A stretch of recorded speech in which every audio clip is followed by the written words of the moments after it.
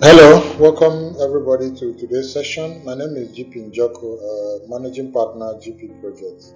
GP Project is a project, business, and process design, development, and automation firm. We help businesses, we help individuals, we help units. To learn more about what we do and maybe how we can be of support to your business, your project, or whatever venture you have ongoing, please visit our website www.gp.com. Today's conversation, we want to talk about the Naira. Why is the Naira declining? What is causing it? And what is the possible solution? So I'll start the conversation with the question that is in the lips of almost everybody. Why is the Naira on a free fall? Even if it's not a question, it's a concern. Everybody's concerned about it. Now, of course, these are my own opinion. Everybody might have their opinion, and those opinions might differ. But my opinion is that it has something to do with demand and supply. The demand for the dollar is obviously way too high compared to the dollar. Compared to the supply of the dollar. That is why there is a gap. That is why the Naira is falling. But it's not just about the demand and supply. It also has to do with the rate at which both are changing. Ultimately, I would say the demand side is always on increase. The supply side, to an extent, is an increase, but sometimes it's on decline. But there is a gap between the rate at which both of them are changing. So these two things are what is causing problem. And I'm going to use an analogy of two cars. Imagine two cars driving on the road, and you take a snapshot of where both are. You notice that one is ahead, the other one is behind. Without talking about the natural rates or the speed at which both cars are moving, you might not be able to get them to move at the same at the same or close to each other, because you might tell yourself, okay, the car in front, let me slow it down small so that the one at the back will catch up. What will happen is that as soon as you remove whatever you're using to slow it down, the one in front will move again. That is especially when that one is moving at a very high speed compared with the one pursuing it. So I think that is some kind of way to analyze what's going on with the dollar. The demand is high. The rate at which the demand is increasing is high. The supply is low, and I think the rate at which the supply is increasing is also low. And this is what is causing the problem. Now, in this instance, what can be done? Of course, academically, one will say it is either you increase the supply or you reduce the demand. So let's look at increasing the supply side. What can be done to increase the supply side? Of course, I must mention that these are just my own analysis. It is ultimately the government that has the data and is really in a position to give the true data of what is going on. So in terms of the supply, here are some of the ways that the supply can be increased. Number one is increase agricultural produce. As much as this sounds very simple and very easy, in my own opinion, I don't think it's something that can be achieved that easily, because with agriculture, there is the problem of the yield. I think average yield per hectare of land or whatever piece of agricultural setup is low, and there's a lot of things contributing to that. But you also have the problem of distribution. An average agricultural produce you buy in Nigeria, maybe gari or yam or whatever, there are very high chances that up to 60% or even 70% of that cost is because of has something to do with the distribution.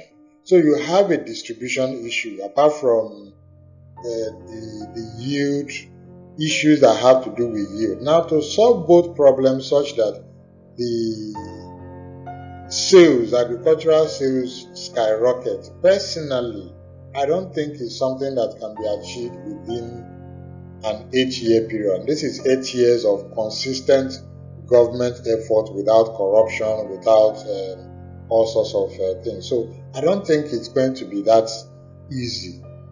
The same thing with crude oil. This one is even a much complicated conversation, but I don't see such a drastic change in that in the short term, maybe 2 years, 3 years. I just don't see so much of changes there. The same thing with manufacturing. To get manufacturing firms in Nigeria get to the point where they are exporting outside Nigeria and they are earning dollar, I think is a long way to go. Then you have things that the other sources, well, some will say investors, but I don't like to count investors as part of inflows because the money will still go back anyway. But things like diaspora remittance, grants, and all that, personally, I just don't see the supply, dealing with the supply or increasing the supply, a means of any chance of happening in the short term. So the nearest place that I think something can be done on the short term is in the demand side. Now for the demand, what is driving the demand? So I think I'll just mention 3 things. Of course, there are so many other things, but let me just stop. One of them is what I will call the bulk density of the dollar. Of course, the dollar is lighter compared to Naira in terms of value. As a result of that, you have a lot of people that want to keep their money in dollar, or they want to stash it, or they want to keep it, or they want to save it, or they want to hide it in dollar than they want to do in Naira. So that is driving the demand of the dollar itself. Then there is the security of the value. The more the money is in dollar, the more it's likely going to retain the value than when it's in Naira. This one is also contributing to why many people want to keep their money in dollar. Then you have the third one, which is the ultimate one, which is the inventory purchase. What the dollar is being used to purchase. You likely purchase more things with the dollar than you can purchase with Naira. And that is where personally I feel that something can be done. So what can the government do?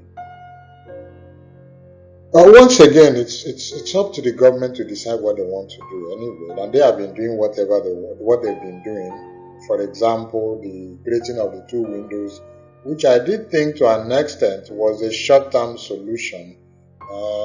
When they were talking about removing it, I just felt that it was going to complicate issue. Except if the underlying problems are not treated. A lot of people didn't agree with me, but I think it had turned out to play out that way. So what are the things that the government can do? So the first thing I think the government can be do is briefing. I think maybe the CBN or the Bureau of Statistics or somebody, or the Ministry of Information, somebody needs to take the responsibility of briefing the public on what the main issues are and what they can do, especially those who want to be patriotic and those who want to support the country, what they can do to help the situation. Just keeping quiet and making policies and throwing it as if they are talking to slaves or they are talking to subjects, I just don't think that is the best approach. But ultimately, where I think they need to focus is strategize. They need to strategize on how to manage the inventory. And this is where a firm like the GP project can come in. This is where the government can reach out to an agency that can do this thing and say, look, how can we strategize and how can we solve the issue of inventory? How can we manage the inventory? Now, because ultimately what we want to do is to find a way to either increase or retain our inventory level, but not spending too much dollar. That is where a firm like our own can come up with a solution on what needs to be done at the federal level, what needs to be done at even on the public, how everybody can play a role in making this work. And I'm going to share one of the possible strategies that one could suggest could be used to see what can be done. So the first one is statistics. There's a lot of supply, a lot of people go to markets, they buy things, they want to sell. It is not clear whether those things will sell and what time they will sell, because in Nigeria we don't play with statistics. We don't understand the demand and supply. So you can have a situation where somebody just go to the market, buy all sorts of phones, they want to sell. At the end of the day, the market cannot buy beyond what you need. As much as some will sell, you will have some product that will stay here for 1 year, 2 years, 3 years, and that is because there is just no market for it yet. So the government or an agency needs to be involved in taking this data, producing enough data that will guide distributors or marketers to know which product to buy that will sell in 3 months or in 4 months, so that we don't have a situation where you have too much product bought into the country that are beyond what the consumption rate is currently. Then there is supplier negotiation. I think that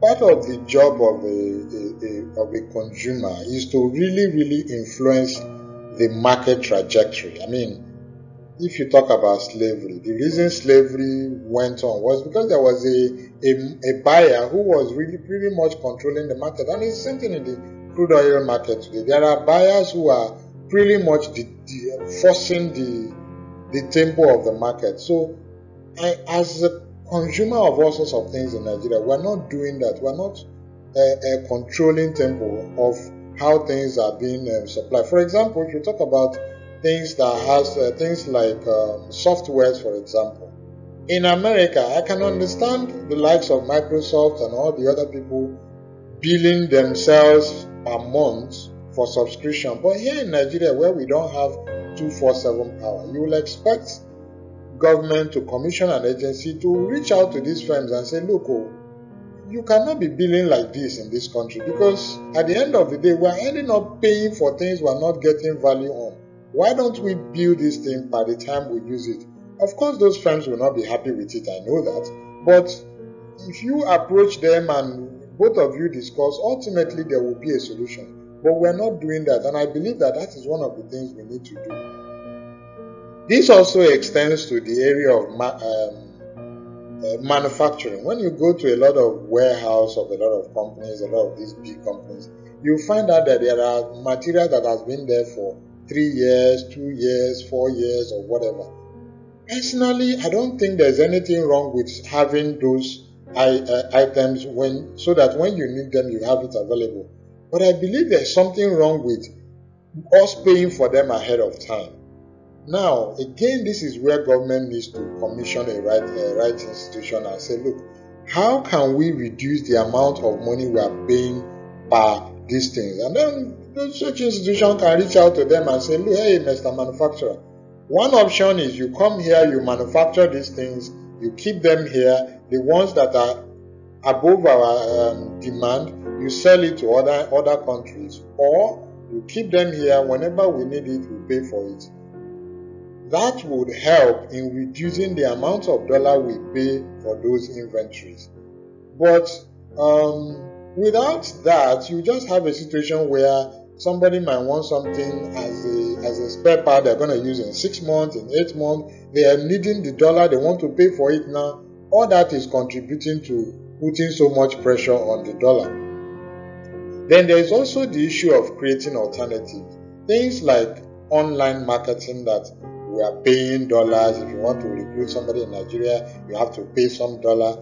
These ones, I believe the federal government can again, or the government can again, work with an agency and say, how can we reduce this? And then the first thing you want to do is talk to some of these marketing platforms that are billing in dollars and say, or that maybe even if they're not billing in dollars, they're billing in Naira, but then somebody have to pay them dollar, and tell them that, look, it's either you find a way to make this operation Nigeria, where the people that are working there are paying in Nigeria, paying in Naira, everything is a Naira operation, or you reduce how you bill, or let us find a way by which we reduce the units dollar we are paying. Otherwise, we'll have no choice than to create an alternative where Nigerians can market to themselves. Then for the international market, then we can now use a platform. So these are some of the things that the federal government can do. And these are what they can do through the right agency. Now, the fifth one, which is really where all these ones stick together, is the area of conversion. Now, if all these were working, or governments do manage to get some kind of progress in all of this can be done such that the people that give this value are the people who are paying Naira. Like if you're paying the Naira that you need instantly, then you get this value. But if you want to pay with your dollar account, your dollar card, then you will pay it as they are done in international market.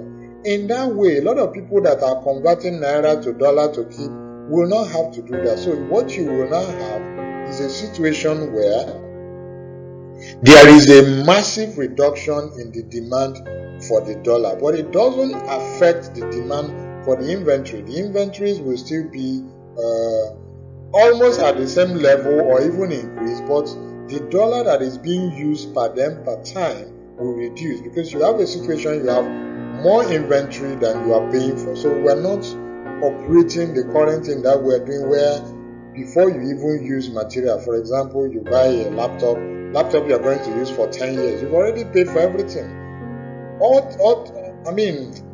These are some of the areas, things that we need to do. Of course, there are so many other things that can be done, but the crux of the message here is that there is always a way forward if we can come together to solve our problem. The question is, can we come together? Can we allow ourselves, listen to ourselves, and come together to solve our problem? This is why we have the NEET project, Nigerians Engineering Outstanding Tomorrow. You can call it a 5-step project where we say, let us come together and suggest what would work. Let us fine-tune those suggestions. Let us agree on those suggestions. Let us implement what will work, and let us enjoy the fruits of our labor. So, if you haven't joined the NEET project, please join the project. And the best way to join, first thing first, is get a copy of this book. I know it sounds like a marketing. Yes, it is marketing, but it is necessary.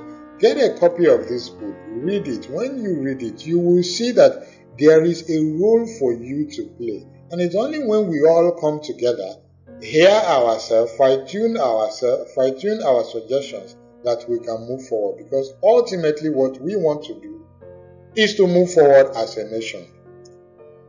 So please, join the movement. You can visit the website www.gp.com/NEET, or you can also send an email to neet@gp.com.ng. Thank you, and I'll see you in another session.